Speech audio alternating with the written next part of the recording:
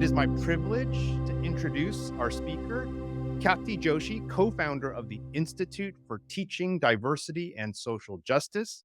Khyati Joshi is a scholar and thought leader on the intersecting issues of race, religion, and immigration in the United States. Dr. Joshi is co-founder of the Institute for Teaching Diversity and Social Justice, IDSJ, which offers multi-day institutes, customized workshops, and one-on-one and small group coaching for organizations and professionals seeking to build their equity and justice competencies. She is also a full professor in the School of Education at Fairleigh Dickinson University. Professor Joshi engages educators, policymakers, and community leaders in an examination of the historical and systemic nature of bias, its consequences in everyday life, and the solutions that foster social justice and inclusiveness. In doing so, she provides clients with the tools to enhance both their own and their organization's ability to provide inclusive, meaningful services and experiences in an increasingly connected and diverse world.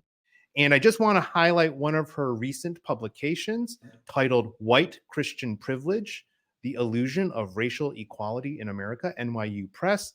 And she also has done an ethnography on Asian American, I think Indian American religions, which I have found extremely helpful when I teach courses. So without further ado, let's welcome Dr. Khyati Joshi, and the floor is yours. Okay.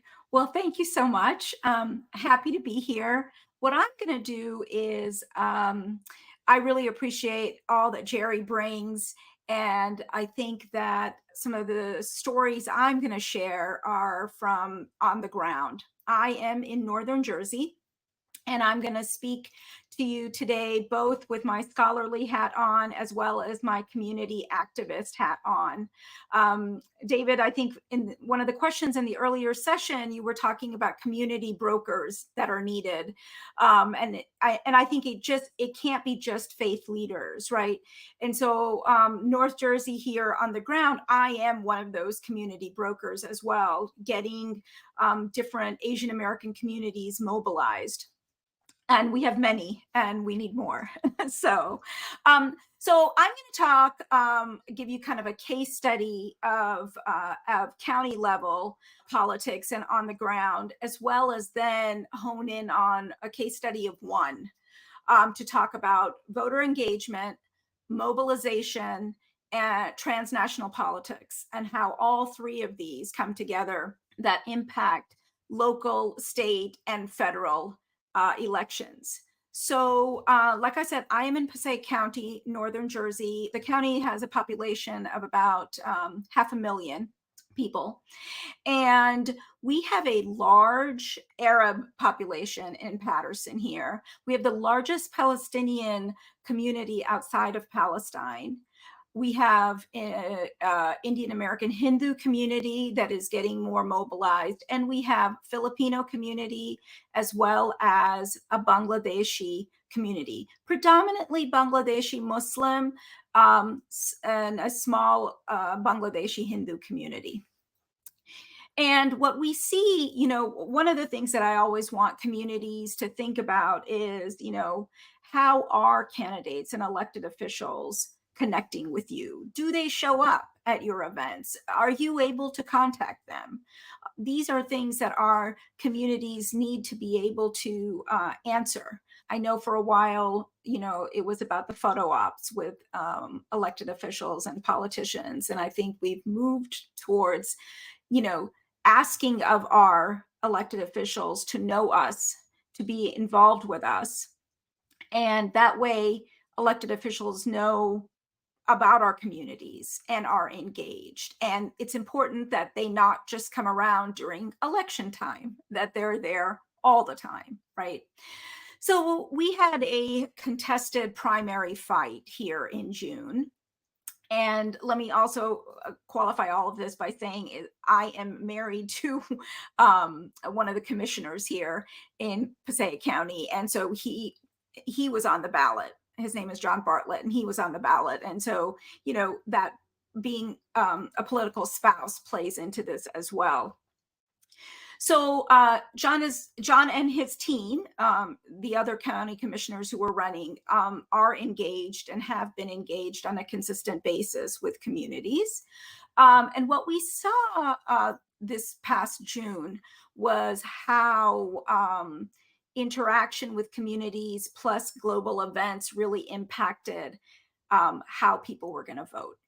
So the uncommitted movement was very strong here. And for the Arab and Palestinian communities and their allies, calling for a ceasefire was one of the most important things.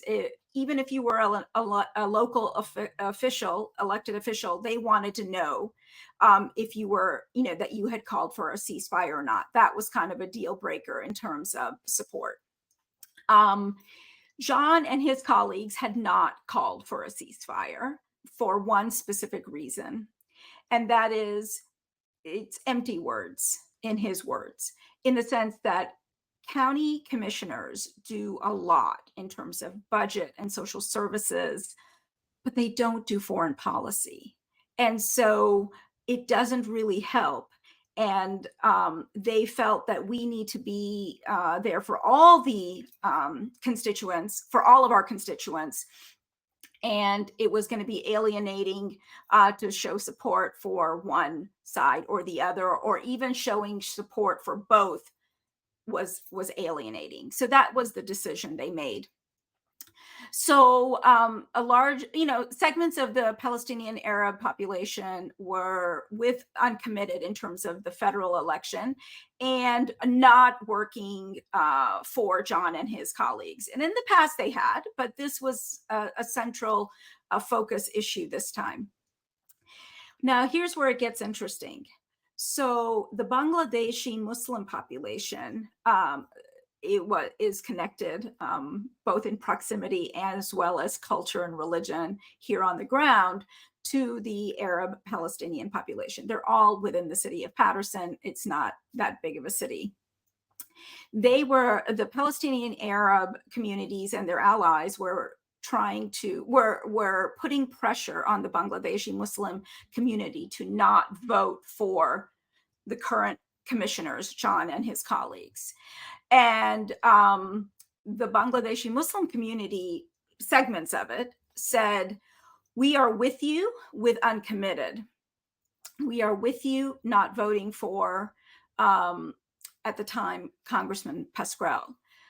However, we have worked with these commissioners, and so we will be with them for that race, for the local county race. And this is where having the connections, having the relationships, John and his colleagues helped establish the Shahid Minar statue, which is a statue we have here in Patterson that commemorates the language fight and language movement in Bangladesh. This is a community that has come to the county commissioners over the years and felt like they've been heard and represented. And so it was really interesting to see how this played out this time around. We also see how voter engagement really is linked to how they feel connected to the candidates. This was John's fourth election, and the Indian American community has really been slow to mobilize. And I'll say it's the Indian American Hindu community that's been slow to mobilize here in North Jersey. They just, the largest group, Indian Americans, are unaffiliated. They're not Republicans or Democrats. They often don't want to get involved in politics. And so it's, as an activist, I will tell you, it's like pulling teeth sometimes to have them be involved. But we have seen that change over the last, I would say, 4 to 5 years. And one thing else I will add, that over the years, the more working class communities have been involved in terms of the Indian American community. It is the more affluent suburbs, people living there who weren't involved, who are slowly but surely getting involved. And so over the years, over the last 16 years that I've been involved on politics on the ground here, we have seen community when election time rolls around, people saying, "Hey, give me the list of Patels in these towns. We'll take care of calling everybody. Give me the list of the size. We'll take care of calling everybody." These are, we can get from the voter rolls the sort by last name, and these are common Indian Hindu last names. And then people would call, they're getting a call from someone they know, and that really helps. We saw in 20, I want to say 2017, I believe. No, sorry, 2015. Um, this is a very small anecdotal bit of evidence I can give you. In Clifton, New Jersey, we had two young women who speak Gujarati and English call about 300 people, and about 10% of those people turned out to vote. The same election, we had one person who knows all the Patels in about 7 towns in Passaic County call. And on her list, we had about 65% voter turnout to, you know, so having that not just cultural broker, but known cultural broker, someone you trust calling you, makes all the difference. And in fact, this past June, and in I think even the election before, John and his team sometimes made the decision on not doing just random phone banking, but making sure to various ethnic communities, and not just ethnic communities, but doing micro targeting with various special communities like parents with children with disabilities. It really makes a difference when someone of that community calls and says, "Hey, this is why I'm voting for this person, and this is why you should." So that's a little bit about voter engagement and mobilization. We see, as with the Gaza Israel situation, that geopolitics and transnational politics plays a role.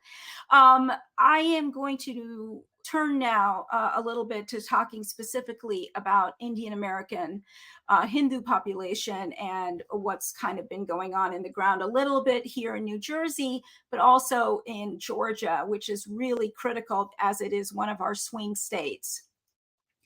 So in Georgia, I am from Atlanta. I grew up in Atlanta, so I kind of keep tabs there, particular as to what is going on, and I can kind of provide you with a bit of a case study. In 2020 and also in 2021. In 2021, there was a special election where we elected both Senators Warnock and Ossoff. And this was just the day before the January 6th insurrection. So a 48-hour period. It was really unbelievable as to what had happened in our country. But what we see is there is support, and Jerry's presentation showed us how the support has changed and what it looks like in terms of Indian Americans for Trump and then for Biden. And then we just, we'll see what happens with Vice President Harris.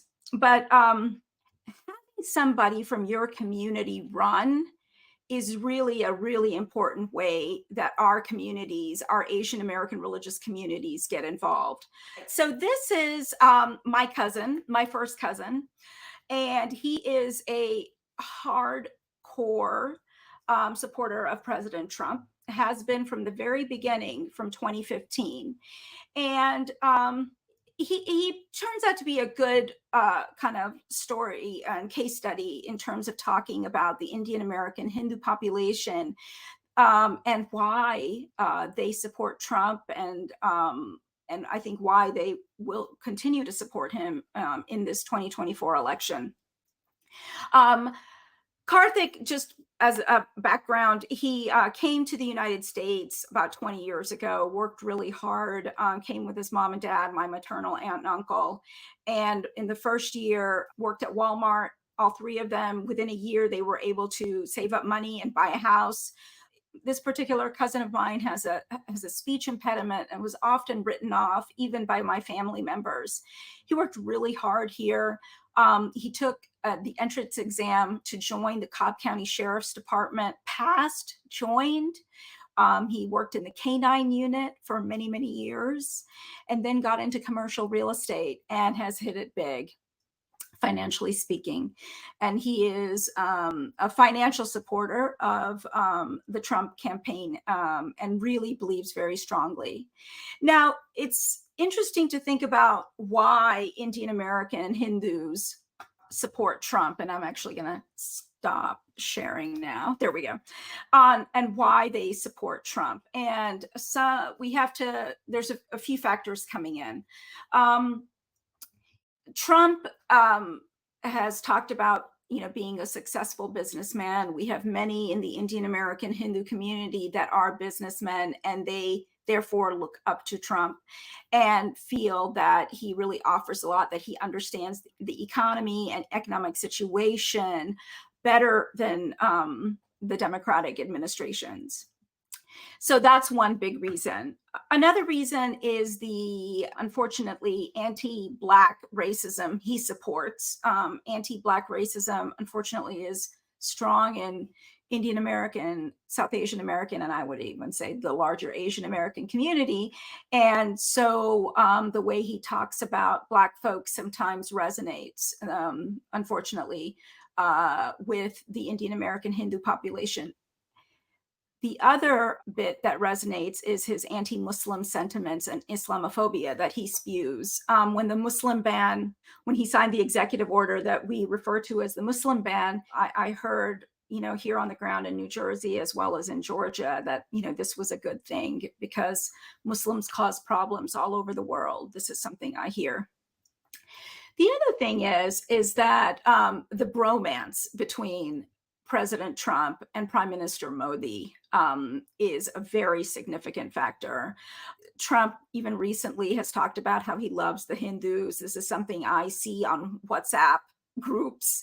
I think many of you are probably familiar with WhatsApp, but it's an app that many in the South Asian American community are very involved with, and how they keep up with news, misinformation, unfortunately, family, everything. If you're not on WhatsApp, you don't really know what's going on in my family, and I would say many other families. In 2019, in Houston, Texas, there was an event called Howdy Modi, and 50,000 people showed up, and President Trump was there too. And then something that so many Indians talk about with pride, particularly those who are Gujarati, which is those who come from the state of Gujarat, is in February of 2020, Trump visited, not only did he visit India, but he went to Gujarat. And there were 125,000 people in the stadium there to greet him. And this is very significant.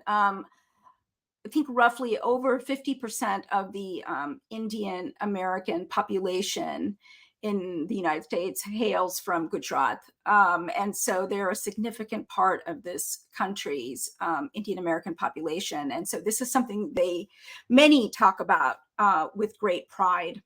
And going back to my cousin, he was one of the first who's ran as a Republican, as an Indian American Hindu, as a Republican for statewide office in Georgia. And that has really galvanized a lot of people. There were, many Indian Americans who identify as Republicans were probably a little more quiet, as the majority were of their friend circle are Democrats. And, Jerry's slides showed us how that plays out. But my cousin running for statewide office really gave people someone to get behind. And I think that is going to help President Trump's numbers in 2020, in the election that is now 29 days away. So, voter engagement, mobilization, it's about things here on the ground, but it is also, and communities and elected officials having relationships, but it's also about geopolitics and transnational politics, and they will continue to play a role in immigrant communities. Um, the last point I'd like to make um, with everyone here today is to provide a little bit of historical context to our current situation right now. And what I'd like to do is talk a little bit about citizenship and how citizenship has been used and abused in terms of our Asian American communities and Asian American religious communities. And so, two cases from history are illustrative of the points I want to make. And they are, really the question is about who can be an American or who is considered an American, even when you have US citizenship. And so the two cases I'm going to talk about are Indian Americans with the US Supreme Court decision in 1923, US v. Bhagat Singh Thind, and the Japanese American community with Executive Order 9066. So, first, Thind. This is Thind right here. And you see him here with his children. He was born in Punjab. Punjab straddles Pakistan and India. So he's really South Asian at the time, Indian. We would probably say South Asian today. He came to Seattle to study, enlisted in the US military during World War I, and upon discharge was granted citizenship. And this case is really fascinating, but to keep it quite short, what I'll tell you is that the Bureau of Naturalization, which is the precursor of today's ICE, which is Immigration and Customs Enforcement, had other ideas. And they believed that Thind would never fit in. And in fact, if you go back and look at the primary source documents, you look at their appeal, I'm paraphrasing that about how they just felt he was never going to fit in. So they filed an appeal and it went all the way to the United States Supreme Court. And the United States Supreme Court ruled that he could not be a citizen. All right. That in fact, Thind was not eligible for citizenship because he was not white. And this goes back to the Naturalization Act of 1790 that said you had to be a free white man to be a citizen of this country. So that's what they were relying on.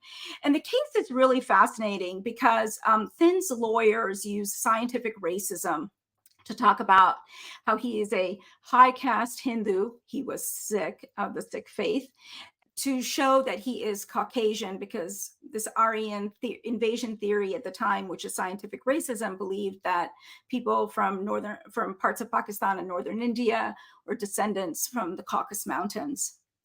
And so that's why it says here, justices said he was Caucasian, but not white, right? And in fact, the quote says, it may be true that the blonde Scandinavian and the brown Hindu have a common ancestor in the dim reaches of antiquity, but the average man knows perfectly well that there are unmistakable and profound differences between them today. The law does not employ the word Caucasian, but the word white person. The intention of the founding fathers was only to confer the privilege of citizenship upon that class of persons called white. Right.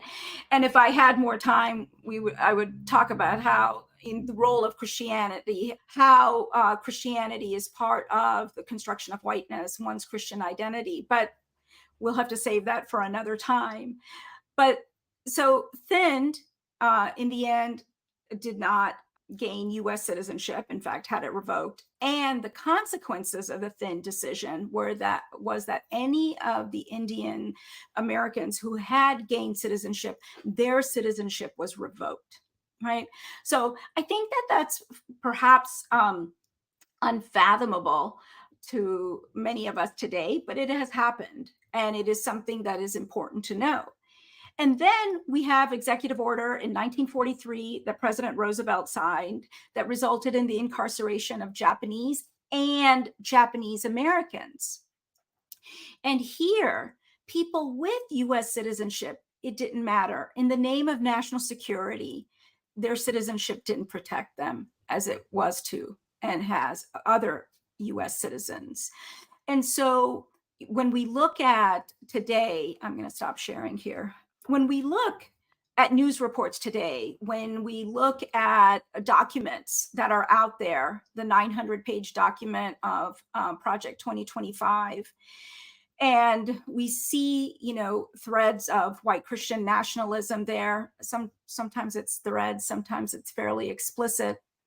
In June of 2020, President Trump created an Office of Denaturalization, and got the ball rolling about stripping certain people of their citizenship. And I think that that's important to know, as well as understanding this historical context. Not sure what will happen. Many scholars and political pundits have talked about how Project 2025, the 900-page document, is tells us what is potentially what will come with another Trump administration, but we don't know for sure. But for me, I go back to history and I see what has happened, and then we have to keep in mind maybe what could happen. So, David, I think I'll stop there, and I look forward to questions from the audience. Thank you, Khyati. That was a very stimulating and scarily sobering talk, especially on that concluding note. But I love your experience as a community activist, as a scholar of Asian American religions, and the case studies from on the ground. This is exactly the kind of public engagement and public scholarship that the Center for Asian American Christianity is invested in to bring scholarship on the ground. So thank you so much for your presentation. And I might begin with a comment slash question. The comment is, I really appreciated your case study about known cultural brokers. And I triple highlighted the example you gave about the 300 and the 10%, but then the person who knew all the Patels and got 65% turnout. That's an amazing statistic, and it just resonates as anecdotally true. It's like, if I think about my aunties and uncles, they're going to respond to people they know much better than people they don't know. And I just was wondering if you could comment further about turnout and engagement within these Asian American religious communities and the power of known cultural brokers. Well, I think what it's there's a couple of things. So first, I have acquaintances here on the ground. There's one Indian woman I'm thinking of in particular. She's very self-conscious about her accent, about her Indian accent. I mean, she is like gung ho politically involved. This is how I would love to see so many Indian women involved. She always says to me, Khyati, give me only Indian people to call, because she feels that her energies putting into calling voters will not be taken seriously by someone who's not Indian once they hear her accent. So that's somebody from the calling who's already engaged side. It's also been a great way to get people mobilized. When I go to certain folks and say, hey, can you help? Some of these people across Passaic County, for example, have family members, close and distant family members, like 25, 35, 40 people across the county. And I say, calling all of them really will make a difference. And 7, 8 years ago, they were like, really? I was like, no, really, and they've seen it over time. So now that might be the only thing they do, but I'll get the call saying, okay, Khyati, give me the Trivedis or give me the Ravels, And so it's helped them stay in their comfort zone, but it helps get people involved. And then this is a stat that I always share because it was really fascinating. And then we've seen it play out, although I haven't gone back to actually collect data and see it, where I can provide you with another stat, which I probably should do at some point soon. And Khyati, I'll kind of offer another kind of comment and question. When I first heard your presentation, or at least your story, your family story about your first cousin, Karthik, and his sort of rags to riches story from Walmart to sheriff's office to real estate to now running for state office in the state of Georgia, and how he's a very, very strong President Trump supporter. I think there are many Asians in the virtual space here who can identify with at least some family member who is, let's just say, maybe of a different political persuasion. So I'm not going to presuppose any of that, but of a different political persuasion. And I'll just say, for my own family background, back in 2016, my own father was a very avid Trump supporter, especially about mainland China politics and how he perceived Trump to be very strong against communist China. And so when you bring in the historical comments about Bhagat Singh Thind, as well as Executive Order 9066 about Japanese incarceration, as well as some of the published plans to either denaturalize or basically purge America of racial ethnic minorities, especially immigrants, when that historical argument is then presented for today's Trump voters, does that move the needle? Like, I'm just curious how these conversations go. And I just want to invite your feedback, how these historical factors go into the dinner table conversations with people of different political persuasions. Well, if you check with me in 2 weeks, I'll have more information to tell you because of a project I'm involved with that it will be coming out in just a couple of days. But what I can say is that having had conversation with specifically Indian American male citizens who are involved in business, I would say I'm thinking of maybe 7 people here and these are folks, some of them supported Trump, some of them lean Democrat, want to support Democrats, but are kind of looking for having information on how they talk about this with their friends and colleagues. When I brought up Thind and Project 2025 with these 7 people, what was very interesting is they couldn't believe it, first of all, that it happened.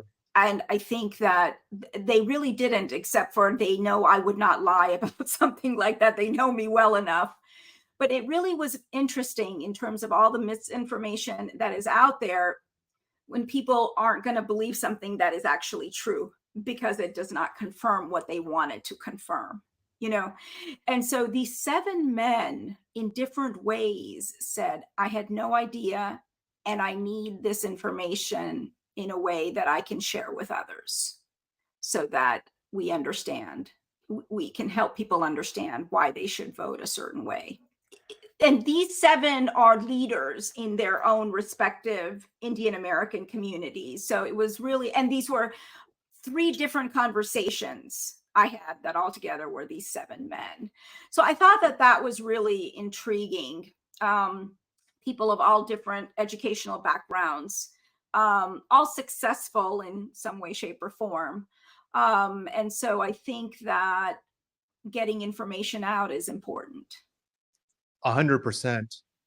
I think part of how I'm registering your comments, Khyati, is historical consciousness and political consciousness go hand in hand. It's really hard to stoke political consciousness without the relevant historical consciousness. And I just want to give a shout out to our colleague and friend of the center, Dr. Tim Sang, and his work at Fuller Seminary with creating an Asian American Christian historical initiative, in part to raise historical consciousness.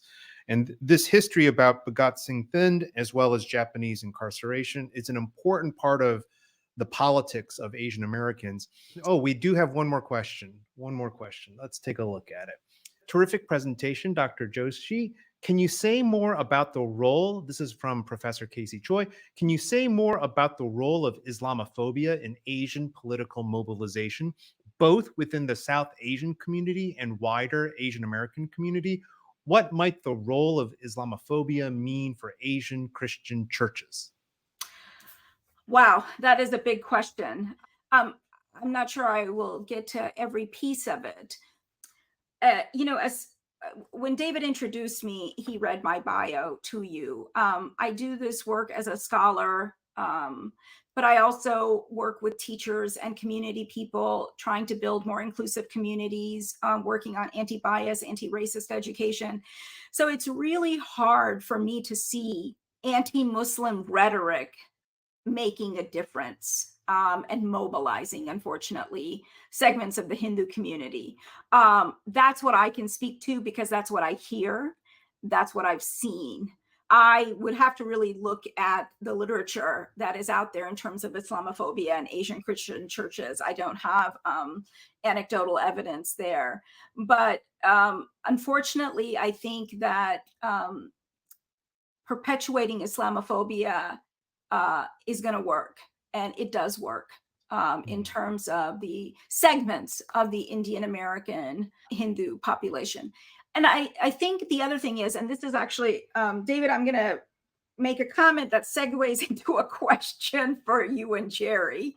But I'm going to put it out now, but we can take it up in the panel section, which is that when we see in the data that Jerry provided, the support for President Trump and even supporting white Christian nationalism, one of the questions I have is that how much of that is really about economics, and pocketbook issues, and people willing to kind of just look the other way on some of the white Christian nationalism. Of course, we also know that those who have bought into the white Christian nationalism, they consider it as part of assimilating, like, okay, no, we're here and this is how it is, and we believe in this, and the whole notion of wanting to be white comes into play.